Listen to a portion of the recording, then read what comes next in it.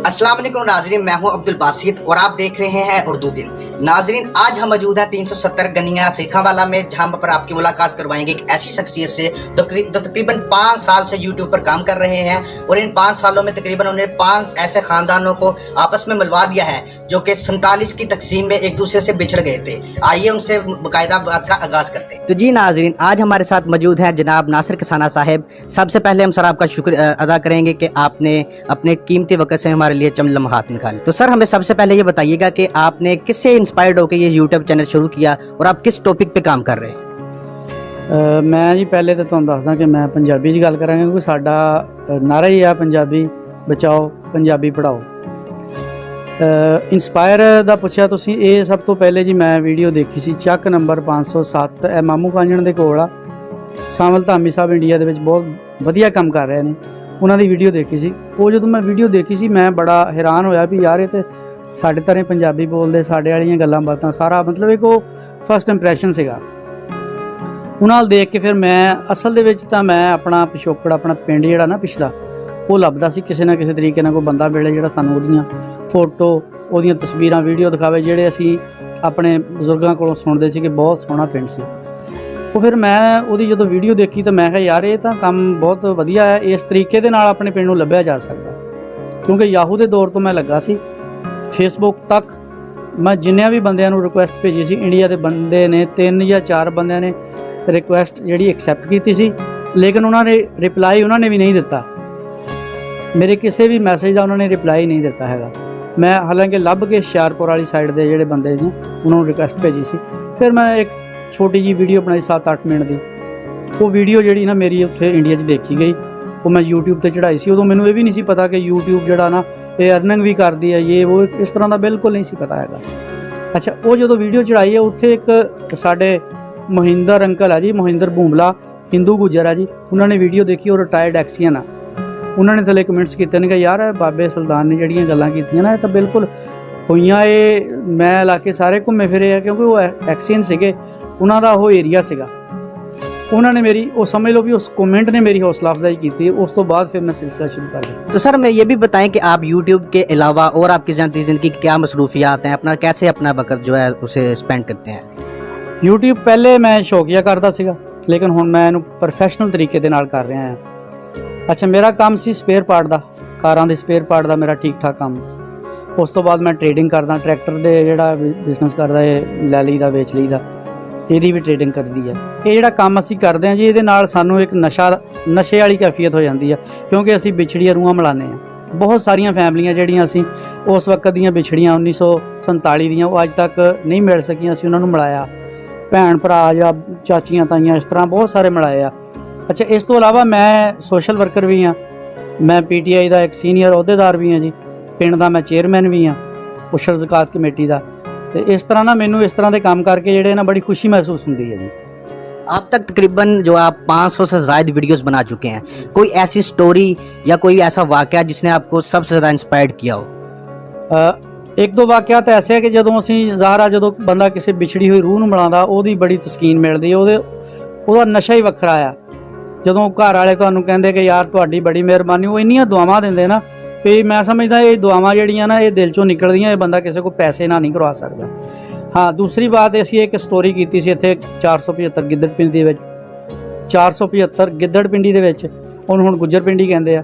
ਉਹ ਜਿਹੜੇ ਬਜ਼ੁਰਗ ਸੀਗਾ ਨੇ ਜੀ, ਉਹ ਘਰੋਂ ਕਾਫੀ ਜੀ ਲੈ ਕੇ ਚੱਲੇ ਸੀ, ਲੇਕਿਨ ਉਹਨਾਂ ਦੇ ਰਾਸਤੇ ਦੇ ਵਿੱਚ ਵਕਫੇ ਦੇ ਨਾਲ 7 ਜੀ ਜਿਹੜੇ ਨਾ ਅੱਲਾ ਨੂੰ ਪਿਆਰੇ ਹੋ ਗਏ ਸੀ ਮੁxtਲਫ ਤਰੀਕਿਆਂ ਦੇ ਨਾਲ। ਅੱਛਾ, ਉਹ ਹੁਣ ਲੰਬੀ ਦਾਸਤਾਨ ਹੋ ਜਾਣੀ, ਲੇਕਿਨ ਉਹਨਾਂ ਦੀ ਉਹ ਜਿਹੜੀ ਰੂਹ ਦਾਤ ਸੀ ਨਾ ਜੀ, ਉਹ 100 ਸਾਲ ਤੋਂ ਉੱਪਰ ਬਜ਼ੁਰਗ ਸੀ। ਉਹ ਰੂਹ ਦਾਤ ਸੁਣ ਕੇ ਮੇਰੇ ਰੋਂਗਟੇ ਖੜੇ ਹੋ ਗਏ ਸੀ ਕਿ ਯਾਰ ਕਿਸ ਤਰ੍ਹਾਂ ਆਪਾਂ ਇੱਕ ਫੈਮਿਲੀ ਨੂੰ ਲੈ ਕੇ ਚੱਲਦੇ ਹਾਂ, ਕਾਫੀ ਜੀ ਹੁੰਦੇ, ਲੇਕਿਨ ਰਾਹ ਦੇ ਵਿੱਚ 7 ਜੀ ਜਿਹੜੇ ਆ ਉਹ ਅੱਲਾ ਨੂੰ ਪਿਆਰੇ ਹੋ ਜਾਣ ਅਚਾਨਕ, ਤੇ ਤੁਹਾਡੇ ਕੋਲ ਪਿੱਛੇ ਵੱਜਦਾ ਕੀ ਆ। ਉਹ ਜਿਹੜੀ ਸਟੋਰੀ ਸੀ ਉਹਨੇ ਮੇਰੇ ਦਿਲ ਤੇ ਬਹੁਤ ਮਤਲਬ ਇੱਕ ਸਦਮੇ ਵਾਲੀ ਕੈਫੀਅਤ ਤਾਰੀ ਕੀਤੀ ਸੀ। तो जनाब 5 साल से YouTube पे काम कर रहे हैं और इसी अरसे के दौरान आपने जो इंडियंस के साथ भी काम किया होगा, तो आपके बारे में उनके क्या तासुरात होते हैं, क्या दुआएं देते हैं, कैसी मोहब्बत है इंडियंस की आपके लिए? ਅਸਲ ਨਾਲ ਇਹ ਕੰਮ ਕਰਨ ਤੋਂ ਪਹਿਲੇ ਇੰਡੀਅਨ ਇਹ ਸਮਝਦੇ ਸੀ ਕਿ ਸਾਨੂੰ ਸਾਡੇ ਜਿਹੜੇ ਬਜ਼ੁਰਗ ਆ ਨਾ, ਸਾਡੇ ਬਡਾਰੂ, ਇਹਨਾਂ ਨੂੰ ਕਤਲ ਕੀਤਾ ਗਿਆ। ਉਹਨਾਂ ਨੂੰ ਇਹ ਨਹੀਂ ਸੀ ਪਤਾ ਕਿ ਦੋਵਾਂ ਸਾਈਡਾਂ ਤੇ ਨੁਕਸਾਨ ਹੋ। ਲੇਕਿਨ ਜਦੋਂ ਇਹ ਸਟੋਰੀਆਂ ਅਸੀਂ ਕਰਨੀਆਂ ਸ਼ੁਰੂ ਕੀਤੀਆਂ, ਉਹਨਾਂ ਤੱਕ ਪਹੁੰਚੀਆਂ। ਯਾਰ ਉਹਨਾਂ ਨੇ ਕਿਹਾ ਸਾਡੇ ਪੰਜਾਬੀਆਂ ਦਾ ਨੁਕਸਾਨ ਹੋਇਆ, ਦੋਵਾਂ ਸਾਈਡਾਂ ਤੇ ਸਾਡੇ ਪੰਜਾਬੀਆਂ ਦਾ ਨੁਕਸਾਨ ਹੋਇਆ। ਉਸ ਤੋਂ ਬਾਅਦ ਫਿਰ ਅਸੀਂ ਮੈਂ ਆਪਣੀ ਖਾਸ ਕਰ ਵੀਡੀਓ ਵਿੱਚ 2 ਸੈਸ਼ਨ ਰੱਖਦਾ ਹੁੰਦਾ। ਪਹਿਲੇ ਸੈਸ਼ਨ ਦੇ ਵਿੱਚ ਅਸੀਂ ਜਿਹੜਾ ਨਾ ਉਹਨਾਂ ਦਾ ਰਹਿਣ ਸਹਿਣ, ਕਿਸ ਤਰ੍ਹਾਂ ਇਕੱਠੇ ਰਹਿੰਦੇ ਸੀ, ਉਹਨਾਂ ਦੀ ਯਾਰੀਆਂ ਦੋਸਤੀਆਂ, ਉਹ ਅਸੀਂ ਡਿਸਕਸ ਕਰੀਦੀਆਂ। ਉਸ ਤੋਂ ਬਾਅਦ ਅਸੀਂ ਪਾਰਟੀਸ਼ਨ ਜਿਹੜੀ ਇਹਨੂੰ ਡਿਸਕਸ ਕਰੀਦੀ, ਕਿਉਂਕਿ ਉਹਨਾਂ ਪਹਿਲੇ ਸਦੀਆਂ ਤੋਂ ਇੱਕ ਜਗ੍ਹਾ ਰਹਿੰਦੇ ਹੁੰਦੇ ਸੀਗੇ। ਉਹ ਸਦੀਆਂ ਤੇ ਜਦੋਂ ਰਹਿੰਦੇ ਸੀ, ਪਿਆਰ ਮੁਹੱਬਤ ਰਹਿਣ ਸਹਿਣ ਇੱਕ ਸੀ। ਉਹ ਜਦੋਂ ਅਸੀਂ ਡਿਸਕਸ ਕੀਤਾ, ਉਹਨਾਂ ਨੇ ਉਹ ਕਹਿਣਾ ਜੀ ਉਹ ਮੇਰਾ ਫਲਾਨਾ ਸੱਜਣ ਸਿੰਘ ਮੇਰਾ ਦੋਸਤ ਸੀਗਾ, ਉਹਨੇ ਸਾਡੀਆਂ ਇੱਜ਼ਤਾਂ ਦੀ ਖਾਤਰ ਇਸ ਤਰ੍ਹਾਂ ਕੀਤਾ।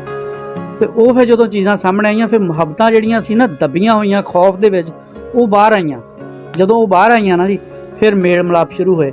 ਮੇਲ ਮਿਲਾਪ ਸ਼ੁਰੂ ਹੋਣ ਤੋਂ ਬਾਅਦ ਉਹ ਜਿਹੜਾ ਪ੍ਰੋਪੋਗੰਡਾ ਸੀ ਕ੍ਰੀਏਟ ਕੀਤਾ ਗਿਆ ਕਿ ਜੀ ਉੱਥੇ ਗਿਆ ਨੂੰ ਫੜ ਲੈਂਦੇ ਆ, ਉੱਥੇ ਗਿਆ ਨੂੰ ਆਹ ਹੋ ਜਾਂਦਾ, ਇਹ ਹੋ ਜਾਂਦਾ, ਉਹ ਖਤਮ ਹੋ ਗਿਆ ਕਿ ਨਹੀਂ ਯਾਰ ਇਹ ਤੇ ਲੋਕ ਸਾਡੇ ਅੱਗੇ ਕਹ ਲਓ ਵੀ ਪਲਕਾਂ ਵਿਛਾਉਣ ਵਾਲੀ ਗੱਲ ਆ।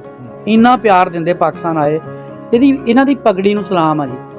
ਇਹ ਨਾ ਸਿਰਫ ਸਿੱਖਾਂ ਨੂੰ ਬਲਕਿ ਹਿੰਦੂ ਵੀ ਜਿਹੜੇ ਆ ਨਾ ਜੀ, ਮੈਂ ਬਹੁਤ ਸਾਰੀਆਂ ਸਟੋਰੀਆਂ ਐਸੀਆਂ ਕੀਤੀਆਂ। ਸਾਡੇ ਪਿੰਡ ਵੀ ਇੱਕ ਹਿੰਦੂ ਬਰਾਦਰੀ ਚਮਾਰ ਬਰਾਦਰੀ ਦਾ ਬੰਦਾ ਆਇਆ ਸੀ, ਪੂਰਾ ਪਿੰਡ ਉਹਦੇ ਪਿੱਛੇ ਸੀ। ਇੰਡੀਅਨ ਬੰਦੇ ਨੂੰ ਉਹ ਸਮਝਦੇ ਸਾਡਾ ਯਾਰ ਇਹ ਆਪਣਾ ਹੀ ਖੂਨ ਆ, ਇਹ ਆਪਣੇ ਹੀ ਲੋਕ ਆ, ਇਹਨਾਂ ਦੀ ਯਾਨੀ ਇੱਜ਼ਤ ਮੇਰਾ ਖਿਆਲ ਆ ਕਿ ਜਿੰਨੀ ਪਾਕਿਸਤਾਨ 'ਚ ਇੰਡੀਅਨ ਦੀ ਇੱਜ਼ਤ ਪੰਜਾਬੀ ਦੀ, ਉਨੀ ਦੁਨੀਆ ਦੇ ਕਿਸੇ ਖਿੱਤੇ ਤੇ ਇੱਜ਼ਤ नहीं है। तो सर आप अपने YouTube चैनल के ज़रिए अपने लोगों को, इंडियन और पाकिस्तान दोनों को, क्या मोहब्बत और अमन का पैगाम देना चाहेंगे? और नीज़ कोई अगर अपने प्यारे को मिलने के लिए आपसे राब्ता करना चाहता है, वो कैसे आप राब्ता कर सकता है? ਰਾਬਤਾ ਕਰਨ ਲਈ ਤਾਂ ਅਸੀਂ ਆਪਣਾ ਰਾਬਤਾ ਨੰਬਰ ਦਿੱਤਾ ਹੋਇਆ, ਹਰ ਵੀਡੀਓ ਦੇ ਵਿੱਚ ਸ਼ੁਰੂ ਦੇ ਵਿੱਚ ਵੀ ਤੇ ਆਖਰ ਦੇ ਵਿੱਚ ਵੀ ਅਸੀਂ ਆਪਣਾ ਨੰਬਰ ਫਲੈਸ਼ ਕਰੀਦਾ ਆ। ਅੱਛਾ, ਦੂਸਰਾ ਤੁਸੀਂ ਕਿਹਾ ਵੀ ਸੁਨੇਹਾ ਕੀ ਦੇਣਾ, ਪੈਗਾਮ ਕੀ ਦੇਣਾ ਦੋਵਾਂ ਮੁਲਕਾਂ ਦੇ ਜਿਹੜੇ ਲੋਕ ਆ। ਦੇਖੋ ਜੀ, ਤਕਰੀਬਨ 73 ਸਾਲ ਦਾ ਅਰਸਾ ਜਿਹੜਾ ਨਾ ਹੋ ਗਿਆ ਪਾਕਿਸਤਾਨ ਔਰ ਇੰਡੀਆ ਨੂੰ ਅਲੱਗਾ ਹੋਇਆਂ ਨੂੰ। ਇਸ ਦੌਰਾਨ ਮੋਸਟਲੀ ਜਿਹੜਾ ਜ਼ਿਆਦਾ ਟਾਈਮ ਗੁਜ਼ਰਿਆ ਨਾ ਜੀ, ਕੁਛ 5 ਸਾਲ ਤੋਂ ਪਿੱਛੇ ਚੱਲੀਏ ਆਪਾਂ, ਉਹ ਸਾਰਾ ਕਸ਼ੀਦਗੀ ਵਿੱਚ ਇੱਕ ਦੂਜੇ ਦੀ ਐਸੀ ਨਫ਼ਰਤ ਜਿਹਦੀ ਕੋਈ ਬੁਨਿਆਦ ਨਹੀਂ, ਜਿਹਦਾ ਕੋਈ ਪਤਾ ਨਹੀਂ ਹੈਗਾ ਵੀ ਅਸੀਂ ਕਿਉਂ ਇਹਨਾਂ ਬੰਦਿਆਂ ਤੋਂ ਨਫ਼ਰਤ ਕਰਦੇ ਹਾਂ, ਪਾਕਿਸਤਾਨ ਵਾਲੇ ਇੰਡੀਆ ਤੋਂ ਜਾਂ ਇੰਡੀਆ ਵਾਲੇ ਪਾਕਿਸਤਾਨ ਤੋਂ। ਅਸੀਂ ਉਹ ਚੀਜ਼ ਜਿਹੜੀ ਨਾ ਖੁੱਲ੍ਹ ਕੇ ਸਾਹਮਣੇ ਲਿਆਤੀ ਆ। ਸੁਨੇਹਾ ਸਾਡਾ ਇਹੀ ਆ ਕਿ 73 ਸਾਲਾਂ ਵਿੱਚ ਕੁਛ ਨਹੀਂ ਖੱਟਿਆ ਆਪਾਂ ਨਫ਼ਰਤ ਕਰਕੇ ਇੱਕ ਦੂਜੇ ਤੋਂ, ਇੱਕ ਦੂਜੇ ਨੂੰ ਲੜ ਕੇ ਅਸੀਂ ਸਾਰਾ ਕੁਛ ਐਟਮ ਤੱਕ ਬਣਾਏ ਹੋਏ ਦੋਵਾਂ ਮੁਲਕਾਂ ਨੇ। ਮੁਹੱਬਤ ਨਾਲ ਜਿਹੜੀ ਚੀਜ਼ ਜਿੱਤ ਹੋ ਜਾਂਦੀ ਹੈ ਜੀ, ਉਹ ਜੰਗ ਨਾਲ ਜਾਂ ਹਥਿਆਰਾਂ ਨਾਲ ਨਹੀਂ ਜਿੱਤ ਸਕਦੇ ਆਪਾਂ। ਮੇਰਾ ਤਾਂ ਪੈਗਾਮ ਸਾਡਾ ਤਾਂ ਹਰ ਵੀਡੀਓ ਵਿੱਚ ਮੁਹੱਬਤ ਦਾ ਹੀ ਆ। ਦੂਸਰਾ ਸਾਡਾ ਸਭ ਤੋਂ ਅਹਿਮ ਪੈਗਾਮ ਇਹ ਹੁੰਦਾ ਕਿ ਜਿਹੜੇ ਲੋਕ ਸਾਡੇ ਸੀਨੀਅਰ ਸਿਟੀਜ਼ਨ ਆ, ਜਿਨ੍ਹਾਂ ਦੀ ਉਮਰ 60 ਸਾਲ 50 ਸਾਲ ਤੋਂ ਉੱਪਰ ਹੈ, ਜਾਂ ਜਿਨ੍ਹਾਂ ਲੋਕਾਂ ਦੇ ਉੱਧਰ ਵੀ ਰਿਸ਼ਤੇਦਾਰ ਰਹਿੰਦੇ, ਇੱਧਰ ਵੀ ਰਿਸ਼ਤੇਦਾਰ ਰਹਿੰਦੇ ਆ, ਇਹਨਾਂ ਲੋਕਾਂ ਲਈ ਤੁਹਾਡੇ ਅਸੀਂ ਚੈਨਲ ਦੇ ਰਾਹੀਂ ਇਹ ਅਸੀਂ ਗੁਜ਼ਾਰਿਸ਼ ਕਰਾਂਗੇ ਕਿ ਦੋਵਾਂ ਮੁਲਕਾਂ ਦੀਆਂ ਗੌਰਮੈਂਟਾਂ ਜਿਹੜੀਆਂ ਨਾ ਜੀ, ਉਹ ਵੀਜ਼ਾ ਪਾਲਿਸੀ ਜਿਹੜੀ ਇਹਨੂੰ ਬਹੁਤ ਨਰਮ ਕਰਨ। ਹੁਣ ਉੱਥੇ ਕਈ ਫੌਤ ਹੋ ਜਾਂਦਾ, ਵਿਚਾਰੇ ਨਹੀਂ ਜਾ ਸਕਦੇ, ਵੀਡੀਓ ਤੇ ਕਾਲ ਕਰਕੇ ਫਿਰ ਮੂੰਹ ਦੇਖਦੇ ਆ। ਲੇਕਿਨ ਇਹ ਜਿਹੜਾ ਨਾ ਇਹ ਦੂਰੀ ਇਸ ਲਿਹਾਜ਼ ਨਾਲ ਜਿਹੜੀ ਹੈ ਨਾ ਇਨਸਾਨੀ ਬੁਨਿਆਦਾਂ ਤੇ ਖਤਮ ਹੋਣੀ ਚਾਹੀਦੀ ਹੈ, ਔਰ ਉਹਨਾਂ ਨੂੰ ਫਿਲ ਫੋਰ ऑन अराइवल वीज़ा जड़ा इशू करना चाहिए है, ताकि वो अपने जेडे दुख सुख में शरीक हो सकें। तो जी नाज़रीन, ये थे एक पिंड पंजाब दा यूट्यूब चैनल के ओनर। हम इनका अगेन शुक्रिया अदा करेंगे कि इन्होंने अपने कीमती वक्त से हमारे लिए चंद लम्हात निकाले। तो अपने मेज़बान अब्दुल बासित को दीजिए इजाज़त, मिलते हैं नई वीडियो में। खुदा हाफिज़।